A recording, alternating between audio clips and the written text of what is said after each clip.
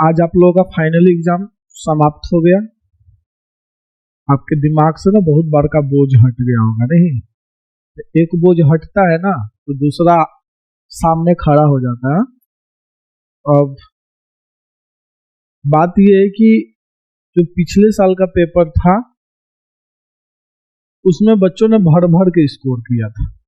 एक उनके अंदर वो सेटिस्फैक्शन था कि मेरा पेपर अच्छा गया, ठीक है ना, क्योंकि मैं 70 की उम्मीद नहीं किया था, 70 मार्क्स आ गया। ये उनका एजम्पशन था क्योंकि पेपर ही इजी था। तो चीजें रिलेटिव होती है। मैं आपसे यही कहूंगा कि पैनिक होने की जरूरत नहीं है। किसी का 35 क्वेश्चन हुआ है सही सही, वो बेकार का चिंता कर रहा है, बेकार का, उसका कोई मतलब नहीं है। यदि अब कोई जबरदस्ती चिंता करेगा तो मैं क्या ही कर सकता हूँ, ठीक है ना। अब उसका कोई मेरे पास तो दवा है नहीं, दवा तब रिजल्ट ही देगा, ठीक है। या जब आप लोगों का मार्क्स आएगा। मार्क्स कब आएगा माने ये खुद से हम जोड़ सकते हैं। जब फाइनल आंसर की आएगा ना तो आपका, मुझे लग रहा है कि माने अकॉर्डिंग टू प्रीवियस डेटा आपका रिस्पॉन्स 10 फरवरी तक आ जाना चाहिए और आंसर की 15 फरवरी तक। अब उसकी मर्जी होगी, माने अब उसकी मर्जी नहीं होगी तो इसको 20 फरवरी तक भी लेकर के जा सकता है और आंसर की 25 फरवरी तक लेकर के जा सकता है। तो पिछले साल 13 फरवरी को एग्जाम हुआ था, सॉरी 8 फरवरी को या 13 फरवरी को, शायद ऐसा ही कुछ एग्जाम हुआ था। तो उस समय रिस्पॉन्स 14 या 15 फरवरी तक आ गया था और आंसर की आपका 21 या 22 फरवरी तक आ गया था। तो उतने डेज आप ऐड कर लो एग्जाम के बाद से। यदि दे दिया तो, अब नहीं दिया तो हम क्या कर सकते हैं, ठीक है ना। आप भी कुछ नहीं कर सकते, मैं भी कुछ नहीं कर सकता। अब बात आता है पेपर का। तो मेरा बहुत सारे बच्चों से बात हुआ, ठीक है ना, और बहुत सारे बच्चों ने रिस्पॉन्स शीट भी भरा है, यहाँ पर दिख रहा होगा।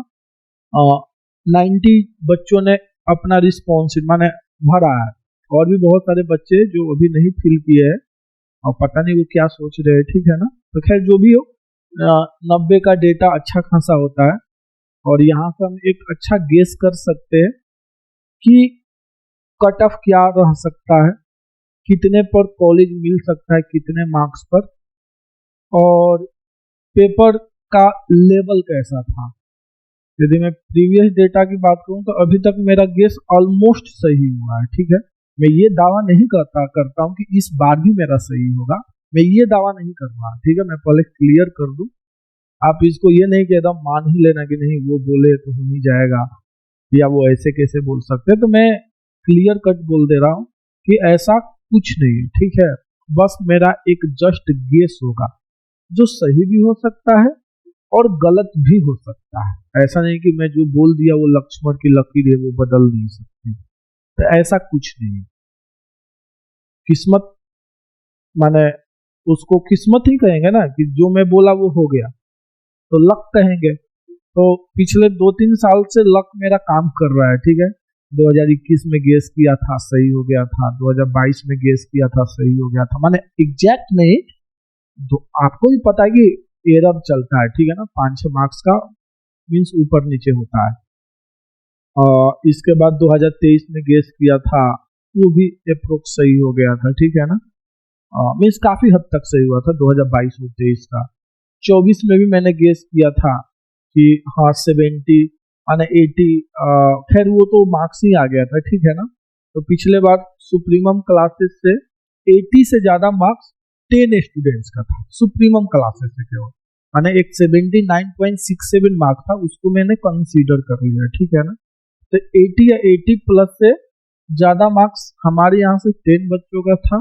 70 या 70 से ज्यादा मार्क्स 20 स्टूडेंट्स का था हमारे यहाँ सुप्रीमम के बच्चों का, ठीक है ना। और 60 और 70 के बीच में तो काफी बच्चे थे। तो ये था पिछले साल का 2024 का। यदि मैं 2023 की बात करूं ताकि आपको थोड़ा कॉन्फिडेंस है कि हाँ भाई पेपर केवल मेरे लिए डिफिकल्ट नहीं था, सबके लिए पेपर डिफिकल्ट था। यदि मैं 2023 की बात करूं तो 59 मार्क्स किसी एक लड़के का आया था, ठीक है ना। वो मेरे यहाँ से नहीं था, वो जेवियर कॉलेज का लड़का है, ठीक है ना। पिछले साल था, जेवियर था कि रामकृष्ण मिशन था। पिछले साल तो 2024 में जेवियर, हाँ रामकृष्ण मिशन का लड़का, 2023 में रामकृष्ण मिशन का लड़का का AIR-1 आया था, उसका मार्क्स 59.67। सेकेंड रैंक भी जेवियर से था, उसका मार्क्स 55.33 था। वो मेरा स्टूडेंट था, ठीक है ना, जिसका AIR-2 आया था। इसके बाद AIR-3 कोई साउथ का लड़का था जिसका AIR-3 आया था, वो मेरा स्टूडेंट नहीं था। फिर 50 मार्क्स पर मैं सीधे आता हूँ। 51 मार्क्स पर, सॉरी 52 मार्क्स पर 6 रैंक था। 52 मार्क्स पर 52 पॉइंट समथिंग होगा या 51 पॉइंट समथिंग होगा, और 51 मार्क्स पर 7 रैंक था। इसके बाद सीधे आ गया था 49, 50 किसी का नहीं था, ठीक है ना। 49 पर 49.67 पर 9 रैंक था। वो क्या नाम था उसका, IUC, ठीक है ना, जो रामजस कॉलेज से थे। तो उसका आपका 49.67 पर रैंक था 9, ठीक है ना, 9 ही रैंक था। इसके बाद एक वैभव विठल, उसका रैंक शायद 11 या 13 था, याद नहीं आ रहा, या 10 होगा नहीं तो 11 होगा, ठीक है ना। तो हाँ कॉस्ट ऑफ पॉल था, उसका 11 रैंक था या 10 रैंक था, याद नहीं आ रहा, देखना पड़ेगा, ठीक है ना। मार्क्स मुझे याद है, उसका मार्क्स था 49, ठीक है ना, 49 था, माने 49.33, 49.67, 4 या 5 बच्चों का मार्क्स था। इसके बाद सीधे शिफ्ट हुआ था, बीच में कोई था ही नहीं, 48 किसी का था ही नहीं, 47 किसी का था ही नहीं, सीधे वो नीचे आ गया था, ठीक है ना। शायद 45 के आसपास मार्क्स आ गया था, 46 पॉइंट समथिंग, 45 इसके बीच में। तो जिसका 40 मार्क्स आया था, 40 मार्क्स, उसका रैंक 26 के आसपास था, 27 होगा नहीं तो 26 होगा। और जिसका 34 मार्क्स था, 34.67 या 34.33 ऐसा कुछ मार्क था, उसका रैंक 54 या 55 आया था। तो ये 2023 का मैं बतला रहा हूं। तो ये नहीं सोचना है कि पेपर केवल आपके लिए डिफिकल्ट है, चीजें रिलेटिव होता है, क्योंकि 3 आवर्स में क्वेश्चंस करना है ना। उसके पास भी 180 मिनट है, आपके पास भी 180 मिनट है। माना कि वो बहुत ओवर ब्रिलियंट है, मान लेते कुछ देर के लिए।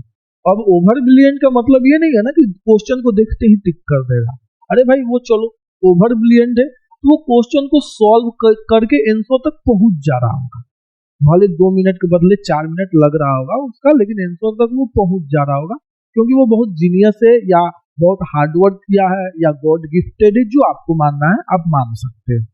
लेकिन उसका भी ऑन एवरेज 5 से 6 मिनट लगा होगा मैक्सिमम क्वेश्चन में। तो उसके अकॉर्डिंग यदि आप देखते, जब आपको पेपर इतना डिफिकल्ट लगा, यानी आपका 30 क्वेश्चंस करने में हालत खराब हो गई, तो जो ओवर ब्रिलियंट रहा होगा उसका 40 क्वेश्चंस करने में हालत खराब हो गई होगी, या 35 क्वेश्चन करने में हालत खराब हो गई। माना कि वो क्वेश्चन को सॉल्व कर दे रहा होगा, इसमें कोई डाउट नहीं, मुझे कोई शक नहीं है। यदि उसको 60 क्वेश्चन दे दिया जाए, वो पेपर दे दिया जाए, तो 60 आउट ऑफ 60 कर देंगे, उसमें मुझे कोई शक नहीं है, कोई संदेह नहीं है। लेकिन उस टाइम इंटरवल, ऊपर से एग्जाम का प्रेशर, आपको सब कुछ देखना है ना, एग्जाम का प्रेशर है, बहुत सारी चीजें, ठीक है ना। ऊपर से क्वेश्चंस को करने में समय लग रहा है। अब ऐसा तो है नहीं कि उसको ऑप्शन दिख रहा है, क्वेश्चन दिखा है, आंसर दिख रहा है, उसको भी सॉल्व करना है, हर किसी को सॉल्व करना है। तो मान लो कि आपसे 5-6 क्वेश्चन ज्यादा किया होगा, 6-7 क्वेश्चन ज्यादा किया होगा, तो यही है। तो मीन्स मेरे अकॉर्डिंग ज्यादा नहीं जाएगा। पहले आपका 2022 का बतला दो। 2022 में आपका 60 प्लस केवल 3 बच्चों का आया था, जिसमें से एक का 61 पॉइंट समथिंग था, वो मेरा स्टूडेंट नहीं था, ठीक है। एक का AIR-1 जिसका था उसका 67 पॉइंट समथिंग था, वो भी मेरा स्टूडेंट नहीं था। मेरे यहाँ श्रुति का 3rd रैंक आया था, हालांकि उस समय मेरे पास केवल 30 बच्चे थे। 30 बच्चों में उस समय रैंक आया था श्रुति का आपका 60 एग्जैक्ट 60 मार्क्स था, पॉइंट डेसिमल वगैरह में नहीं था, उसका 3rd रैंक आया था।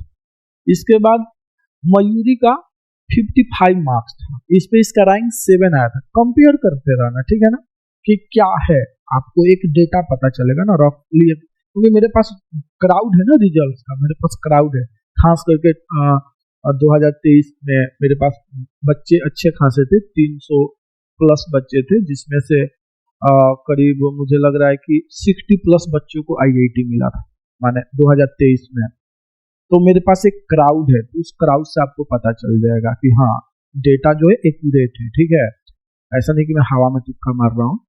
और देवप्सीता का 13 रैंक था, उसका 52.67 मार्क्स था। देवप्सीता का, जो भी यूएसए में पीएचडी कर रही है, ठीक है ना, आईआईटी कानपुर से उसने एमएससी किया, उसको आईआईटी कानपुर ही जाना था, बॉम्बे नहीं जाना था, तो अभी वो यूएसए से पीएचडी कर रही है। सॉरी मैं गलत बोल दिया, वो आईएसआई में, आईआईटी कानपुर में एडमिशन हुआ था, फिर वो आईएसआई में चली गई थी, उसका आईएसआई हो गया था, ठीक है ना। एक देवहरगिया जाना, जिसका 24 रैंक था, इसका 47.67 मार्क्स था, ठीक है ना, इसका 24 रैंक था। तो आप देख सकते हैं कि हाँ कैसी चीजें वैरी कर रही है, ठीक है ना, माने पेपर डिफिकल्ट, मॉडरेट और इजी, तीनों डेटा आपके सामने। 2021 का पेपर मेरे अकॉर्डिंग ना टफ नहीं था, मेरे अकॉर्डिंग, क्योंकि उसमें थोड़ा स्टोरी टाइप क्वेश्चंस को बाहर कर दो, क्योंकि वैसे भी उसको कोई ट्राई नहीं किया होगा, और जो टच किया होगा बर्बाद ही हो गया होगा। तो उसमें एक लड़की का 84 मार्क्स आया था AIR 1 का, फिर AIR 70 के नीचे था, 65 और 70 के बीच में था। और मेरे यहाँ से एक दक्ष नाम का, उस समय मेरे पास 11 स्टूडेंट थे, ठीक है, 2021 में, वो फर्स्ट बैच था हमारा स्टाइल्स का 2021 बैच में। तो 11 स्टूडेंट से, 11 स्टूडेंट में 3 को आईआईटी मिला था, 3 को एनआईटी मिला था, बाकी DU-BHU में सेट हो गए थे, ठीक है ना। तो उसमें एक देवप्सीता, सॉरी दक्ष 51 मार्क्स पर, उसका 35 रैंक था 2021 के पेपर में। हालांकि वो पेपर इजी टू मॉडरेट था, डिफिकल्ट नहीं था, इजी टू मॉडरेट कहेंगे, ठीक है ना। लेकिन जो 2024 का पेपर था, ये पूरा ही इजी था, इसमें मॉडरेट क्वेश्चन था ही नहीं, पूरा का पूरा। माने इजी कैसे होता है, इजी इस सेंस में होता है कि direct putting the value getting the result, यानी नहीं होता है, एक क्वेश्चन होता है कि उसमें मिक्सचर ऑफ कंसेप्ट होता है, तो यह हर किसी के लिए टाइम टेकिंग होता है। क्वेश्चंस तो होते हैं लेकिन वो टाइम टेकिंग हो जाता है, जैसे 2022 का क्वेश्चन तो हो रहा था लेकिन वो टाइम टेकिंग था, तो इसलिए वो लोग डिफिकल्ट नहीं बोले कि पेपर मॉडरेट था, क्योंकि करने के बाद आंसर तक वो लोग पहुंच जा रहे थे। लेकिन 2023 का पेपर था, इसमें आंसर तक कोई पहुंच ही नहीं रहा था, बड़ी मुश्किल हो रहा था आंसर तक पहुंचने में, तो ये डिफिकल्ट हो गया। पेपर मॉडरेट हो जा, भले थोड़ा लेंदी हो, कोई दिक्कत नहीं है, लेकिन एक नहीं होता है कि बच्चा करके सेटिस्फाई है, क्योंकि वो एक बार में आंसर तक पहुंच गया, तो उसके अंदर एक सेटिस्फैक्शन है कि हमने जिस क्वेश्चंस को टच किया उस क्वेश्चंस को मैंने फ्रेशली सॉल्व कर लिया, कहीं कटपीट या कहीं हिचकिच नहीं हुआ, कहीं दिमाग का दही नहीं हुआ, तो वो पेपर मॉडरेट के श्रेणी में आता है।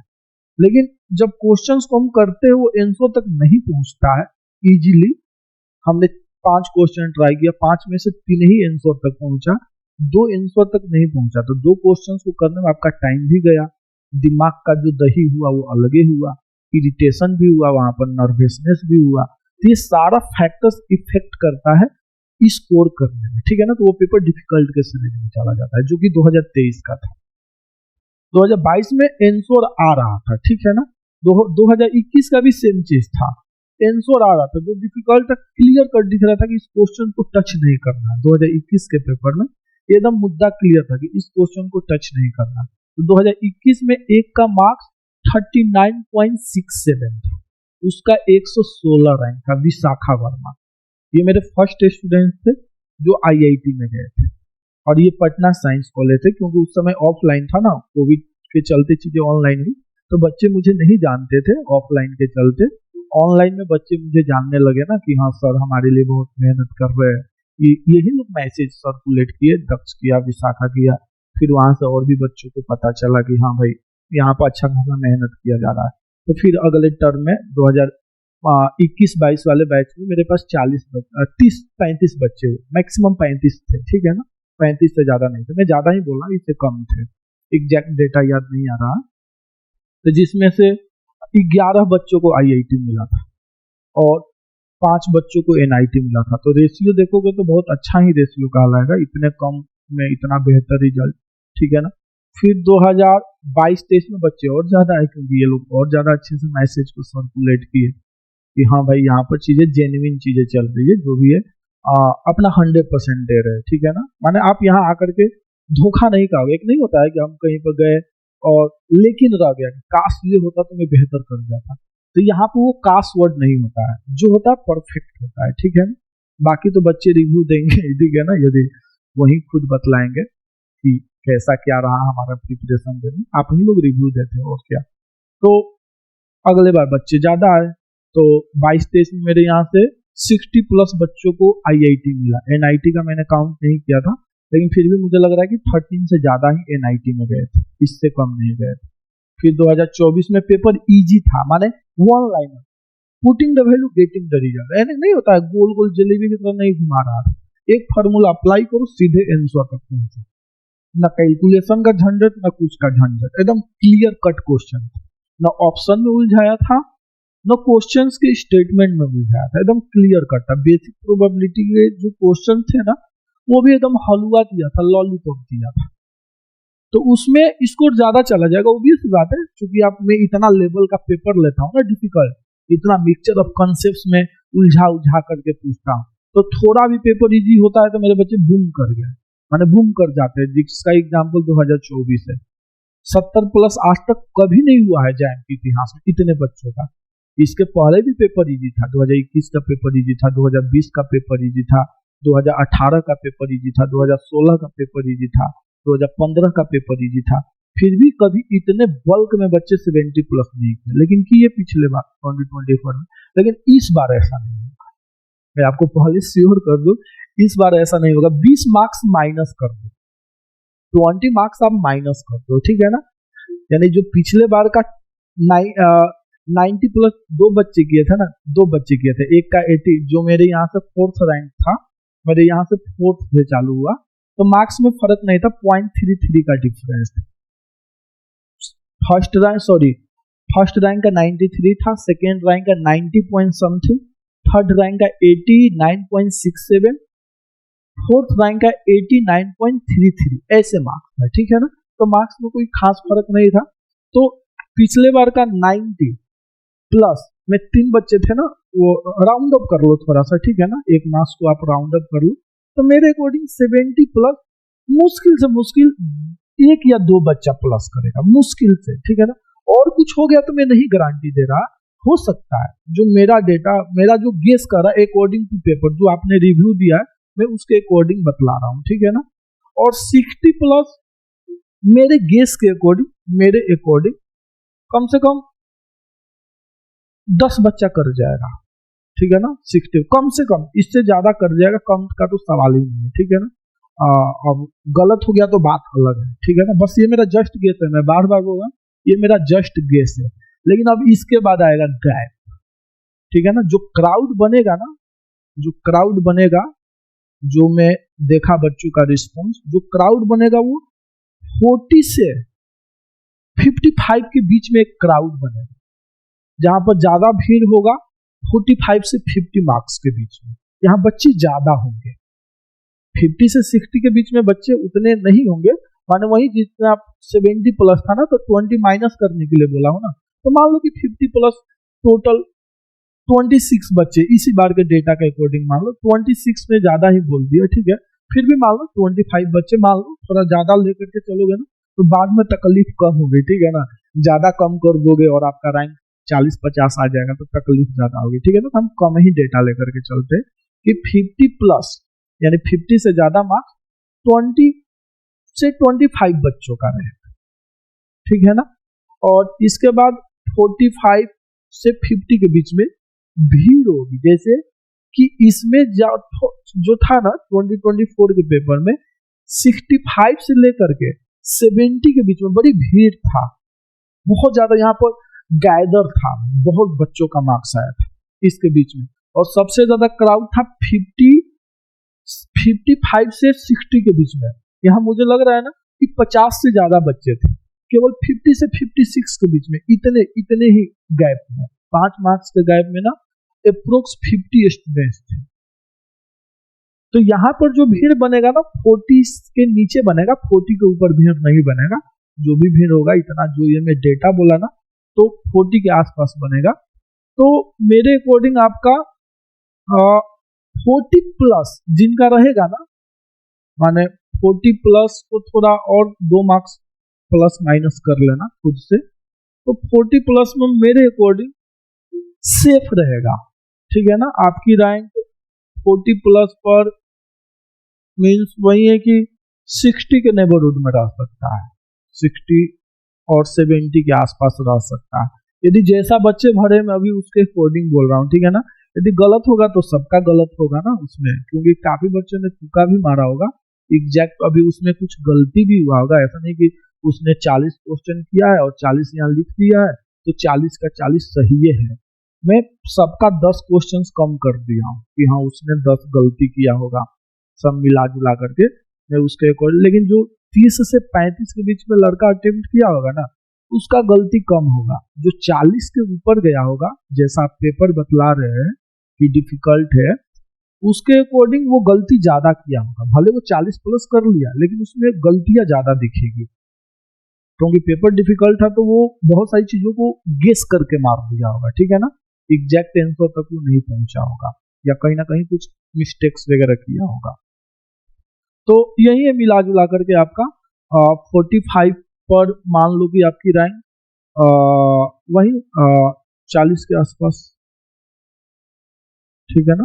मीन्स जैसा आप लोगों ने रिव्यू दिया है अभी, माने और भी हो सकता है। मैं देखो मैं पहले बार बार बोल रहा हूँ, ये मेरा जस्ट गेस है, मैं भी तुक्का ही मार रहा हूँ। जैसे आप लोग काफी क्वेश्चंस का तुक्का मारे हो ना, मैं भी वैसे ही तुक्का ही मार रहा हूँ। तो बाकी देख लो, मैं आपको भी दिखला देता हूँ कि आपको भी एक सेटिस्फैक्शन रहेगा कि नहीं चीजों का मैं सही बोल रहा हूँ। ये सेक्शन है, 1 मिनट, ये मैं आप लोगों से पूछूंगा, खुद पूछूंगा, ठीक है ना।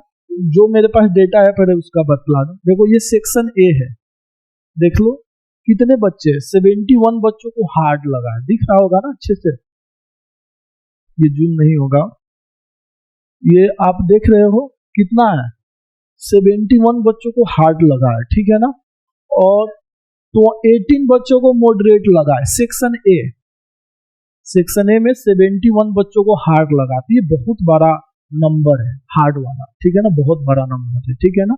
इसका अब ये भी हार्ड में इनको जो मॉडरेट लगा है, मॉडरेट में क्या होता है ना कि उन्होंने 10 ही क्वेश्चन ट्राई किए और 10 हो गया, ठीक है ना, यानी वो डिफिकल्ट क्वेश्चन को टच ही नहीं किए, इसलिए इनको ये चीजें मॉडरेट लग सकती है। अब ये नहीं कि मॉडरेट लिख दिए तो इन्होंने सब कर लिया होगा, नहीं। मॉडरेट जैसे कि आपने इसमें 15 किसी के लिए, किसी ने उम्मीद किया था 25 में करूंगा, ठीक है, लेकिन वो 15 ही क्वेश्चन किया तो उसके लिए डिफिकल्ट हो गया। किसी ने गेस किया कि मैं 10 करूंगा और उससे 12 हो गया तो उसके लिए मॉडरेट हो गया, क्योंकि वो उम्मीद ही नहीं किया था कि मेरे से 12 क्वेश्चन होगा।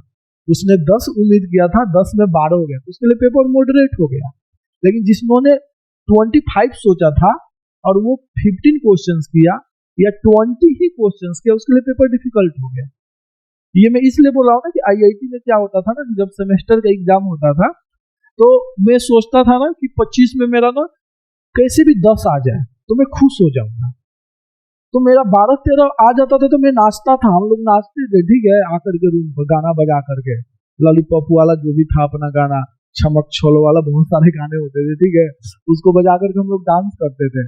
और एक ऐसा ग्रुप था कि उसका 20 आता था तो वो रोता था, क्योंकि वो 25 सोचा था, 25 आउट ऑफ 25 सोचा था, तो वो रोते रहता था, वो उसको मैं कभी खुश नहीं देखा, ठीक है ना। हालांकि इस बार यूपीएससी का इंटरव्यू भी दिया, देखता हूँ इसका क्या रहता है। एक का तो हो गया आईएएस, एक का आईएएस हो गया, इस बार 2 का इंटरव्यू भी होने वाला है, ठीक है ना, मैंने दे दिए होंगे या शायद चल रहा होगा, आप लोग अच्छे से पता होगा कि यूपीएससी का इंटरव्यू खत्म हो गया कि चल रहा है।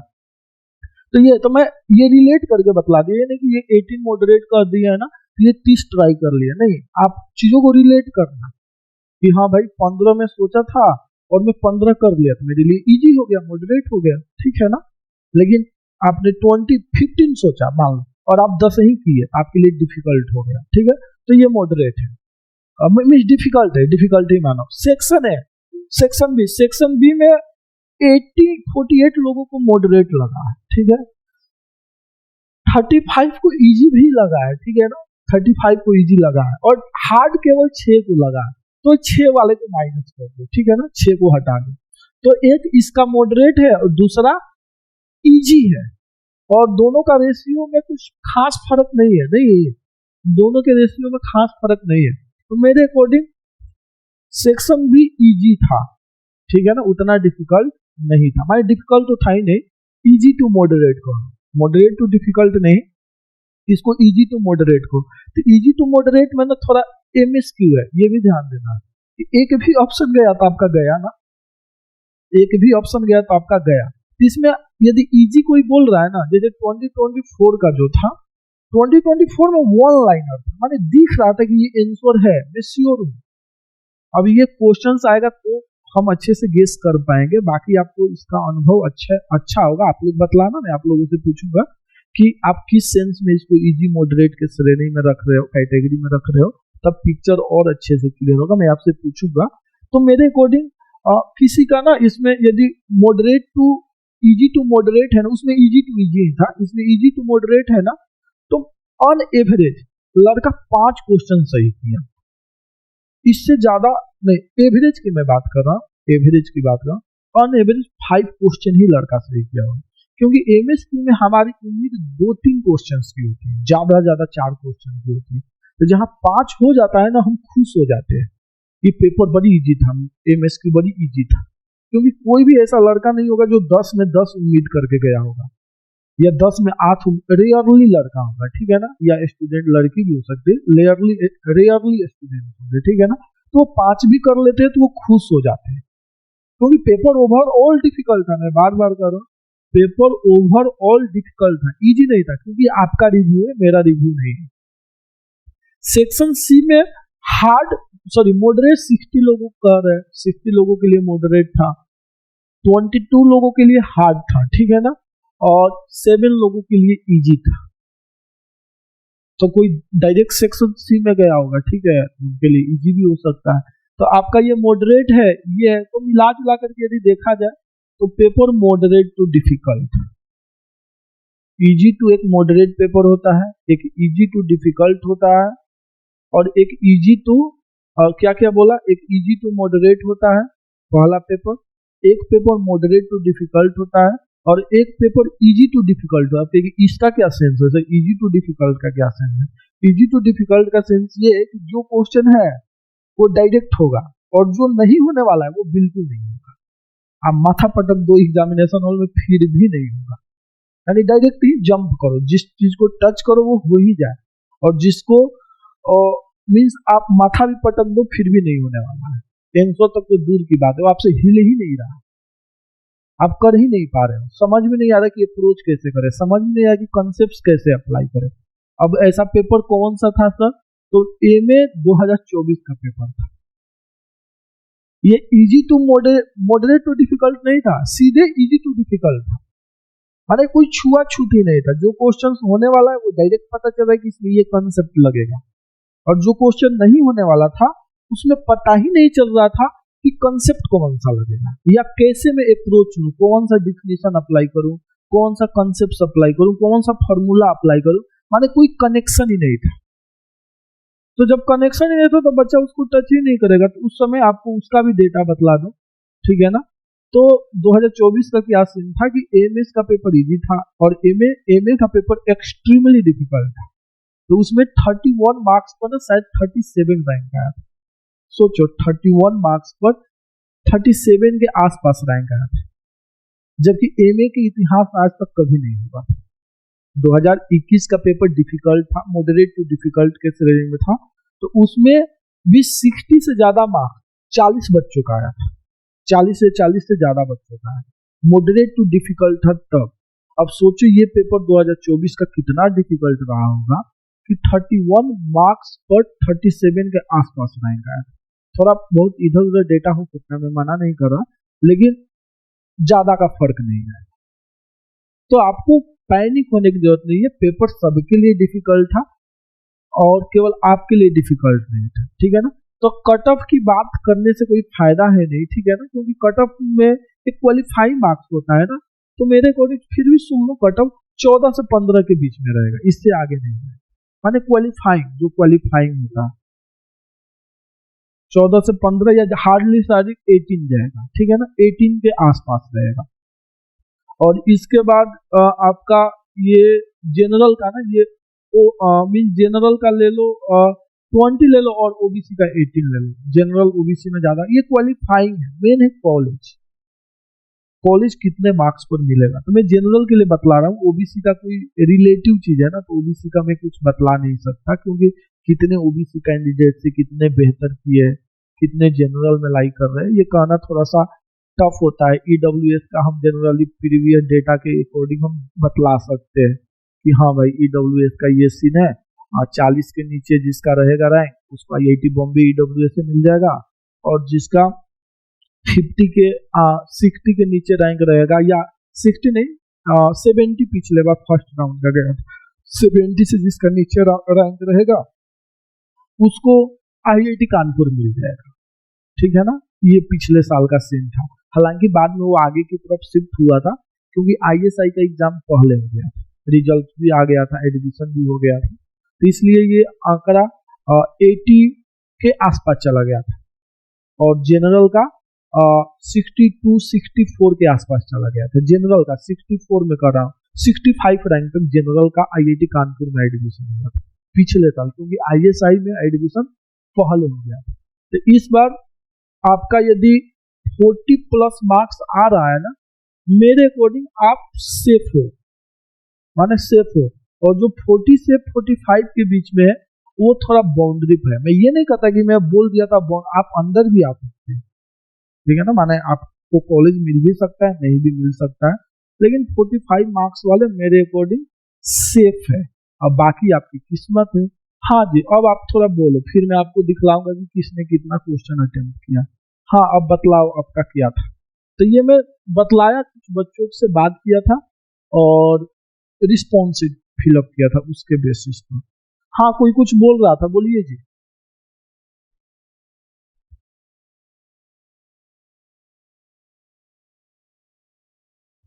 बोलो आप, किसी को कुछ बोलना है?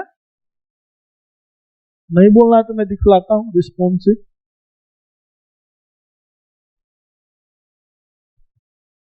देख रहे हो ना, सब हार्ड हार्ड हार्ड हार्ड लिख रहा है। ये है आपका section A, section B, section C, category है, फिर क्वेश्चंस आपने टोटल कितना अटेम्प्ट किया, ये, ठीक है ना। तो ये अटेम्प्टेड है, इसमें गलती भी हो सकती है, ठीक है ना, ऐसा नहीं कि जिन्होंने किया है सब सही किया है या एकदम एक्यूरेट किया है, तुक्का भी तो है इसमें, ठीक है ना, तुक्का भी है। तो आप 10 क्वेश्चंस को प्लस माइनस कर सकते हो, लेकिन जो 33 के आसपास है ना और 35 के आसपास है, उनका तुक्का कम रहता है, ठीक है ना, या उनकी एक्यूरेसी होने का चांस ज्यादा होता है। जो थोड़ा 45 के प्लस जाते हैं ना, तो उनका एक्यूरेसी में थोड़ा सा मुझे डाउट होता है, डिफिकल्ट पेपर में खास करके। तो ये सारी चीजें आप देख लीजिए एक नजर, मैं आपको, आप देख सकते हो अपने अकॉर्डिंग, ताकि आप ये नहीं कहोगे कि रिस्पॉन्सिव फॉर्म भर करके मैं अपने ही पास रख लिया। तो ये 20, ये आपका दिख रहा है, ये टोटल नंबर ऑफ क्वेश्चन है, ठीक है ना, ये टोटल नंबर ऑफ क्वेश्चन है आपका। फिर ये है आपका, यहाँ से किसी का 53 भी किसी ने अटेम्प्ट किया है, नाम नहीं दिखलाऊंगा, ठीक है ना, बस ये केवल देख लेना है। फिर 47 भी है किसी का, इसके लिए सेक्शन भी इजी था, ये ध्यान देना, इनके लिए सेक्शन भी इजी था, ठीक है ना। बाकी सेक्शन ए भी इनके लिए मॉडरेट था, सेक्शन बी इजी था, सेक्शन सी मॉडरेट था, ठीक है ना, ये कैटेगरी में कुछ और डाल दिए, खैर कोई नहीं। और ये जो जिनका 53 है, सेक्शन बी इनके लिए इजी था, सेक्शन ए इनके लिए हार्ड था, ठीक है। सेक्शन सी मॉडरेट था, ठीक है ना, 53 है। 40 जिसका है, 40 जिसका है, इसके लिए हार्ड था section A, section B moderate था, सेक्शन सी भी इनके लिए हार्ड था। तो सबका अपना अपना पॉइंट ऑफ व्यू है, तो वो चीजें ये आप देख सकते हो। फिर ये वाली चीजें है, आप देख रहे हो कि ज्यादातर भीड़ कहाँ है, ज्यादातर भीड़ 30 से 40 के बीच में, यानी इसके बीच में नंबर ऑफ स्टूडेंट ज्यादा है जिन्होंने इतने क्वेश्चन को ट्राई किया। तो वही गलती मान लो तो 30 के आसपास सही मान लो, 28 से 30 132 क्वेश्चन, और इतने क्वेश्चंस में आपका मार्क्स बनेगा 45 से 50 के बीच, 45 से 50 के बीच में आपका मार्क्स बनेगा, जिनका क्वेश्चन 33 से 37 तक सही है, ठीक है ना, सॉरी 33 से 36 ले लो, उनका मार्क्स बनेगा 50 से 55 के बीच में, यदि इतना सही होता है तो। और जिनका 36 से 40 सही है, उनका मार्क्स बनेगा 55 से 62 63 मार्क्स का, ठीक है ना। जैसे श्रुति का 36 क्वेश्चन था, तो उसका एग्जैक्ट 60 मार्क्स आया था श्रुति का, ठीक है ना। मयूरी का मुझे याद है उसका 33 क्वेश्चन सही था, ठीक है ना, तो उसका 55 मार्क्स आया था। देवहरगिया जाना का 28 क्वेश्चन सही था, तो उसका 47.67 मार्क्स आया था। और किसी का नंबर ऑफ क्वेश्चन, और किसी का नंबर ऑफ क्वेश्चंस मुझे नहीं पता है, ठीक है ना। और का तो 2023 का पेपर ऐसा था कि बच्चों ने ज्यादा अटेम्प्ट कर लिया था, ठीक है, काफी तुक्का सुक्का मार दिया था कि मेरा कम हो रहा है, तो मैंने नॉन निगेटिव में तुक्का मारा था, निगेटिव वाले में तुक्का नहीं मारा था। तो आप देख रहे हो कि हाँ ऑन एवरेज, और वैसे भी हमें इतना सारा टेस्ट लिया हूँ, तो आपको भी पता रहता है कि हाँ इतने नंबर ऑफ क्वेश्चन से इतना मार्क्स बन जाता है, तो आप एक डेटा रफली मिला सकते हो। तो यानी जो चीजें मैं बोला हूँ अप्रोक्स सही ही बोला हूँ, जैसे कि 33 वाले का वही 4-5 क्वेश्चन गलत मान लो, ठीक है ना, और 38 वाले का 8 क्वेश्चन गलत मान लो, तो यही सारी चीजें है, ठीक है ना। 43 वाले का 10 क्वेश्चन गलत मान लो, यानी जैसे जैसे ज्यादा जा रहा है ना, उसका एक एक 2-2 क्वेश्चन गलत करते जाओ, ठीक है ना। तो ये सारी चीजें है। तो फिर और भी आपको नीचे करके दिखला देता हूँ। ये है, आप देख रहे हो 45 कौन है भाई, इनके लिए hard, easy, moderate, okay, hard, easy, moderate एक ही कैटेगरी के हैं, नहीं एक ही, दोनों डिफरेंट होंगे, एक ही नहीं होंगे, ठीक है ना। मैं नाम देख रखा हूँ, तो रिपीटेड कोई फॉर्म नहीं भर सकता, कोई फॉर्म एक ही बार फिल कर सकता, हमने प्राइवेसी लगा रखा था, ठीक है। ये टोटल नंबर ऑफ क्वेश्चन है, और पिछले साल का सीन अलग था, ठीक है। पिछले साल का सीन ये था ना कि 50+ बहुत सारे बच्चों ने अटेम्प्ट किया था, नंबर ऑफ क्वेश्चन 50+ बहुत सारे बच्चे थे, तो उनका गलत होकर के किसी का 50 रहा क्वेश्चन, किसी का 51 सही रहा, किसी का 48 सही रहा, किसी का 47 सही रहा। तो इस टाइप से मुझे याद है इसका क्या नाम है, अनामिका ने टोटल 42 ट्राई किया था, 3 तुक्का मारा था, तो 55 करके आई थी, माने टोटल अटेम्प्ट में, और उसका केवल एक क्वेश्चन गलत था, ठीक है ना, उसका केवल एक ही क्वेश्चन गलत था, तो उसका 51 क्वेश्चन सही था, और उसका 51 में मार्क्स वही शायद मुझे लग रहा है कि 8 रैंक था ना उसका, तो 8 रैंक पे 83 पॉइंट समथिंग आया था, ठीक है ना। तो इतना उसका था, मुझे लग रहा है कि मैं गलत बोल रहा हूँ, 47 40 10 दूना 20 15, हाँ क्योंकि 1 मार्क्स वाला ज्यादा इजी था ना, तो सबने ट्राई किया था, उसका मुश्किल से 1 या 2 ही छूटा था 1 मार्क्स वाला, तो जो छूटा था 2 मार्क्स वाले छूटा था, तो मैं सही बोल रहा हूँ, ठीक है ना। तो ये है, तो 50 मान लो, कौन सा बहुत बड़ा का भूचाल आ जाएगा, थोड़ा ऊपर नीचे हो ही जाएगा। तो ये सारी चीजें है आपका, तो देख रहे हो किसी ने भी इजी पेपर नहीं बोला, ऑल ओवर डिफिकल्ट। अब आपकी क्वेरी, आपको कुछ बोलना है तो बोल सकते हो। 45+ सेफ रहेगा।